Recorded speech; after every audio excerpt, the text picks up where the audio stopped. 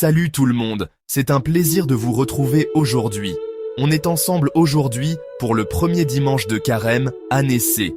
C'est un moment spécial dans notre calendrier liturgique, un temps de réflexion et de renouveau spirituel. Pendant ce temps de Carême, on est appelé à se tourner vers Dieu chaque jour, à renouveler notre engagement envers lui et à approfondir notre foi. Un peu comme le peuple de Dieu dans le désert, nous sommes invités à entreprendre un voyage spirituel. Ce voyage n'est pas toujours facile, mais il est essentiel pour notre croissance spirituelle. On réapprend à prendre du recul par rapport au monde, à se détacher des distractions quotidiennes et à se concentrer sur ce qui est vraiment important. À ne plus se laisser emporter par le tourbillon, mais plutôt à se laisser saisir par Dieu. C'est un temps pour la prière, la méditation et la contemplation. Dans la première lecture, tirée du livre du Deutéronome, Moïse enseigne le peuple. Il leur rappelle l'importance de rester fidèles à Dieu et de suivre ses commandements. Il leur dit d'apporter les premiers fruits de leur récolte au Seigneur et de proclamer leur foi en lui. C'est un acte de gratitude et de reconnaissance envers Dieu. C'est leur manière de remercier Dieu pour tout ce qu'il leur a donné. Nous aussi, nous sommes appelés à exprimer notre gratitude à Dieu pour ses bénédictions. Et nous aussi, on peut offrir nos dons et notre gratitude à Dieu. Dans la deuxième lecture, Saint Paul nous parle des fondements de la foi chrétienne.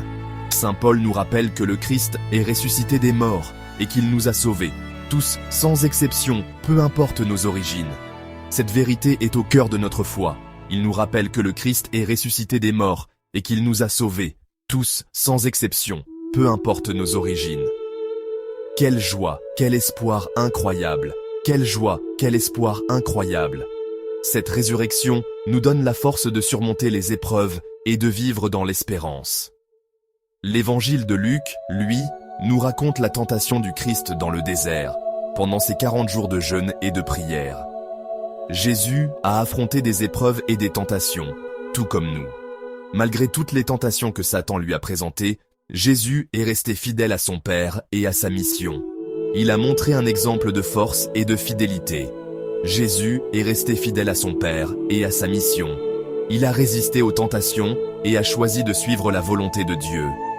Notre carême, c'est l'occasion de regarder en face les moments où on a cédé à la tentation, de reconnaître nos faiblesses et de chercher à nous améliorer. Et de prendre la résolution de dire non à l'avenir. C'est un temps pour renforcer notre volonté et notre détermination à suivre le chemin de Dieu.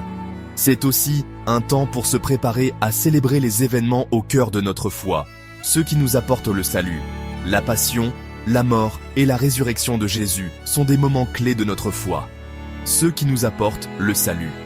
Mes amis, nous voilà en route vers Pâques. C'est un voyage spirituel que nous entreprenons ensemble.